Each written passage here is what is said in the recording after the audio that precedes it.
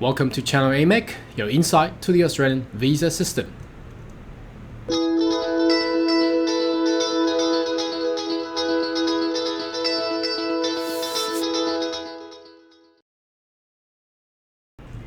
G'day everyone, my name is Carl Young, your online YouTube visa consultant. Now in this video, you may notice that this week I've done a lot of videos in regards to the visa news updates. The reason is every week and every day I'm actually expecting something to come up with all the state and territory nomination informations, so then we can get every of my clients' application and your interest to be matched with what the nomination is required. So today I've received updated news from Migration Alliance, whereby it actually categorized every single state and territory's current status. So I think it's very good to share with everybody, although it doesn't announce that there is any open quota of the new 2020 and 21 for the skilled migration, but it does give us some information and insight, and every state and territory is different. So in summarize, I think Migration Alliance has done a good job, so I wanted to share with you. So let's look into this news here. So it's daily news.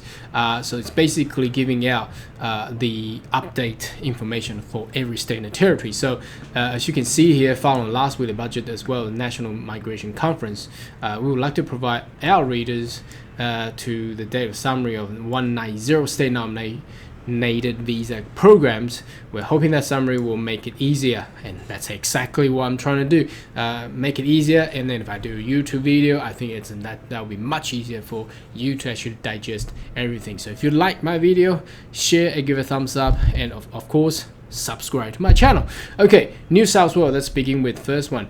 Invitation round will commence shortly, so that means it has not opened yet, but very soon we might have a date. At the bottom of this news does gives out little tips of the actual date, but obviously government always like to play this kind of game where they won't give out the exact time and date. So in line with the Home Affairs decision, now this is the key. New South Wales will only invite applicants currently selected health, ICT and engineer occupation, and who currently reside in New South Wales. So they only take onshore applicants, okay? And you do not need to do another new one like how Queensland require applicant to actually put a new EOI, so you can stay with the old one, but make sure that well, only if you are in the occupation within health, that's like doctor, medical practitioners, nurses, ICT, obviously that spells out straight away, so all the techies people, and engineers, okay?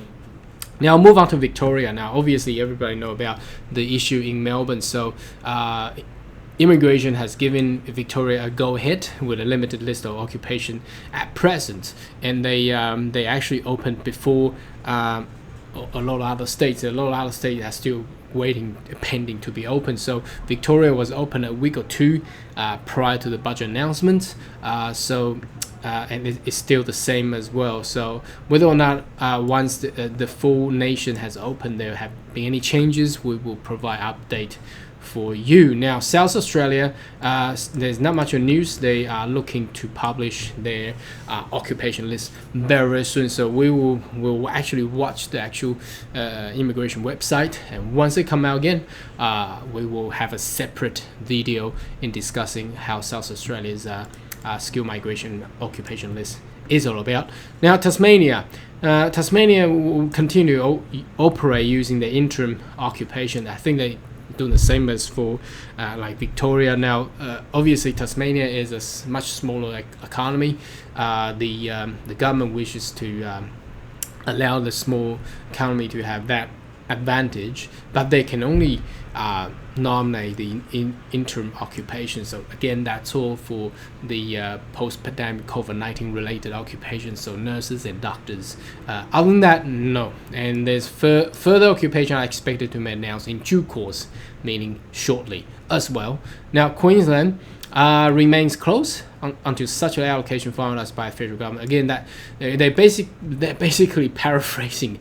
Every one of them are saying the same. So they're all waiting for the finalization from the federal government to giving out the state and territory the go ahead. So we expect it shortly as well. Now, Western Australia is the same. So currently suspended and expected to reopen in October.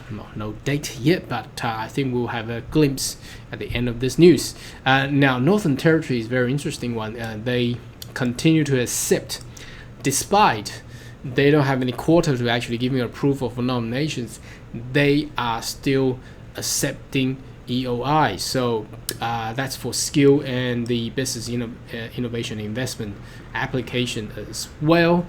So basically they are still accepting, but they cannot give a grant of approval. But once they they receive it from federal government, they'll approve it straight away. Now finally we move into Australian Capital Territory. That's Canberra. Now here is the glimpse. It says the 190 program is open to those who are in the critical skill occupation list. So critical skill occupation, again, that's all the medical nurses, and there's some production related, but that's very rare you actually have production in Canberra, because that's a political center of Australia. Now, the key here, the glimpses here, it says the new round of invitation is expected to occur on or before 23rd of October.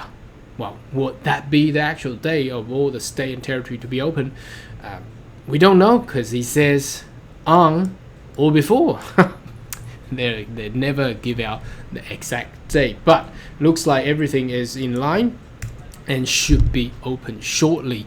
So make sure that subscribe to my channel, so once we have that updated news, you'll be the first one getting it. Thank you for watching. I'll see you in the next video. Goodbye.